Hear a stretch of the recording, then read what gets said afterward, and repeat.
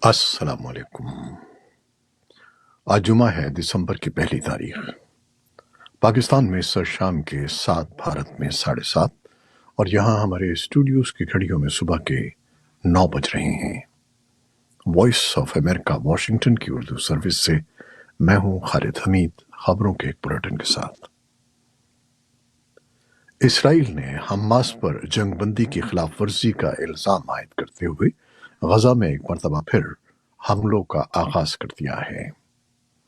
Israel के defence forces ने कहा है कि हमास की जानिब से रॉकेट हमले के बाद गजा में हमास और इसराइल के दरमियान लड़ाई का दोबारा आगाज हो गया है।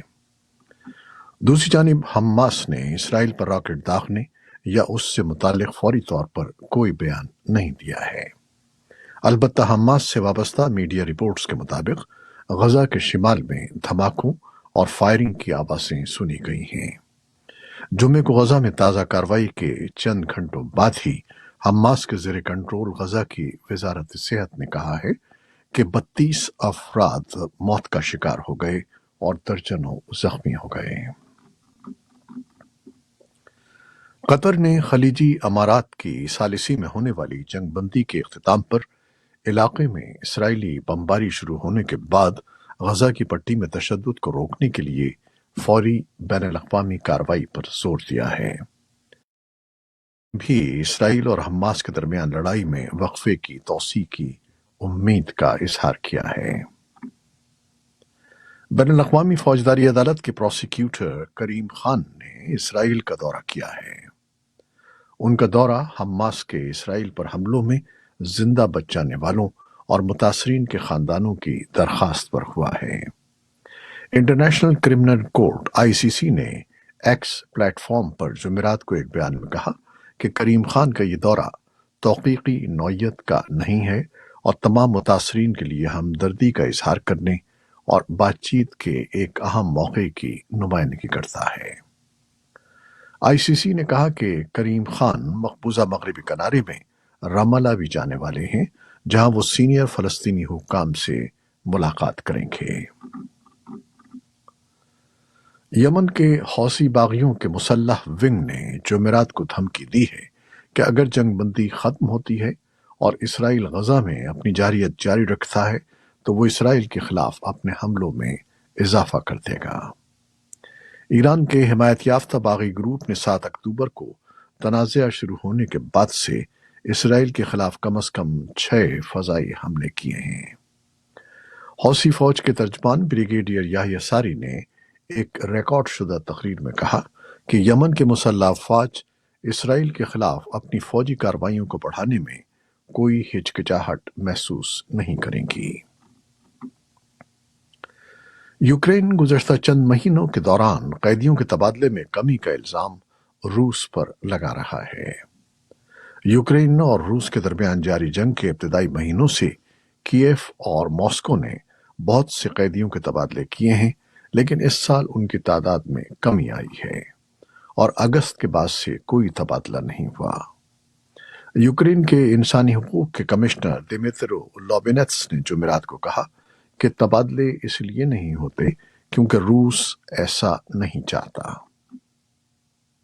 व्हाइट हाउस के कौमी सलामती के तर्जमान जॉन कर्बी ने जुमेरात को कहा कि अमेरिका यूक्रेन के साथ मिलकर रूस की तरफ से मुतवक्के सरमाई हमले की तैयारी कर रहा है। कर्बी ने कहा कि वाशिंगटन ने पेशगोई की है कि रूस इस मौसम सरमा में यूक्रेन के तवानाई के अहम बुनियादी ढांचे को निशाना बनाने की कोशिश करेगा, इसलिए अमेरिका लोगों को गर्मी और बिजली से महरूम होने से बचाने के लिए आलात फराहम कर रहा है। माहौलियाती तब्दीली पर अक़वाम मुत्तहिदा का इजलास COP28 दुबई में शुरू हो गया है, जिसमें शिरकत के लिए पाकिस्तान के निगरां वज़ीर आज़म अनवारुल हक काकड़ अपने सरकारी दौरे पर मशरिक़ वस्ता में हैं। जुमेरात से शुरू होने वाली इस आलमी मौसियाती कॉन्फ्रेंस में पाकिस्तान समेत दुनिया के 197 आलमी रहनुमाओं को शिरकत की दावत दी गई है, जो माहौलियाती तब्दीली से लाहिक़ खतरात से निपटने के लिए सिफारिशात और तजावीज़ पर गौर करेंगे। COP28 के इफ्तिताह के मौके पर نئے لاس اینڈ ڈیمیج فنڈ کے لیے اقدامات کا اعلان کیا گیا جو زیادہ کمزور ملکوں کو موسمیاتی تبدیلیوں کے اثرات سے بچانے کا ضروری ذریعہ ہیں۔ کاپ 28 کے صدر سلطان الجابر نے اسے منفرد، غیر معمولی اور تاریخی فیصلہ قرار دیا۔ دوسری جانب بھارت کے وزیر اعظم نریندر مودی نے سن 2028 میں اقوام متحدہ کی کاپ 33 موسمیاتی کانفرنس کی میزبانی کی پیشکش کی ہے۔ دبئی میں کاپ 28 مذاکرات سے خطاب کرتے ہوئے مودی نے کہا کہ ہر ملک کو آب و ہوا کے اپنے اہداف کو پورا کرنا چاہیے۔ 1 دسمبر کو یعنی آج ایڈز کا 35واں عالمی دن منایا جا رہا ہے۔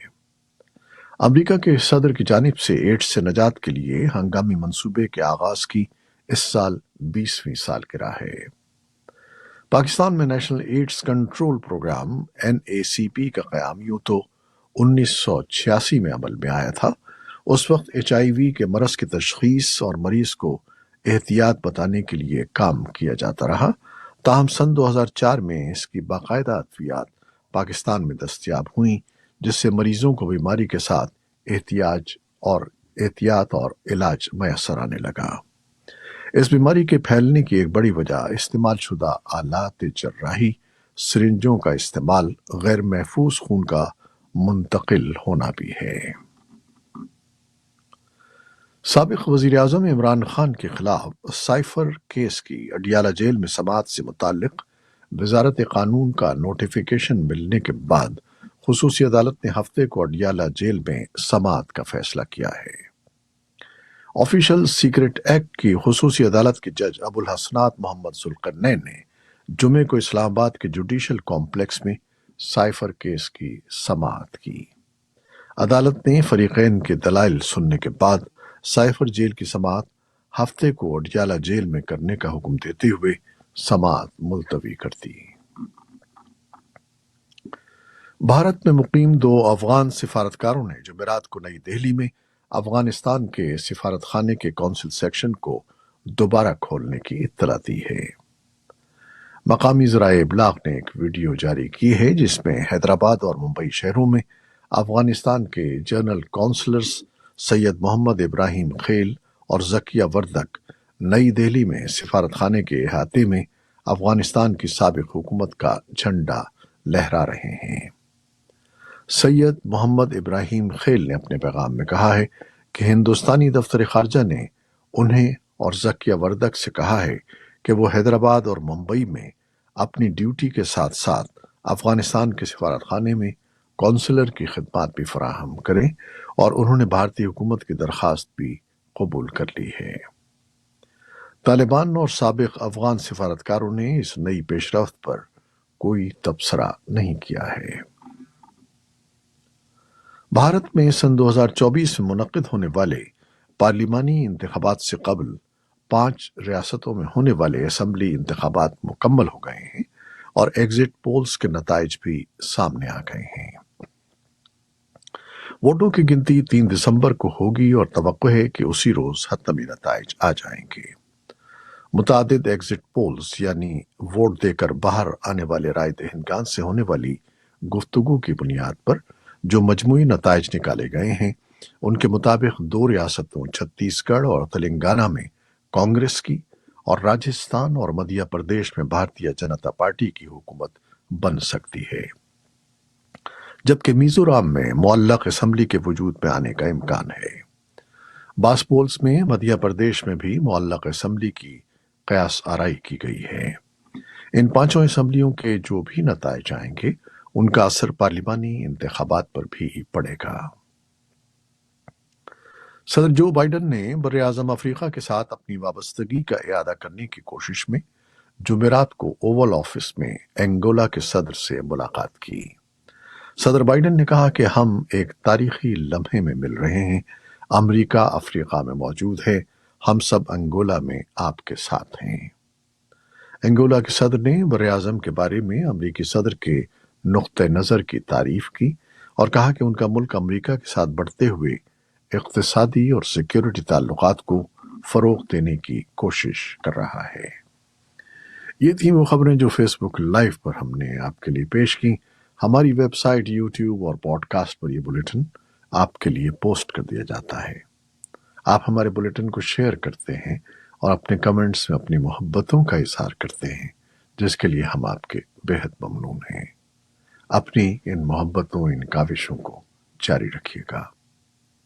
نیوز پروڈیوسر عائزہ عرفان اور نیوز ایڈیٹر بہجت جیلانی کے ساتھ خالد حمید کو اب اجازت دیجیے گا۔ اللہ حافظ۔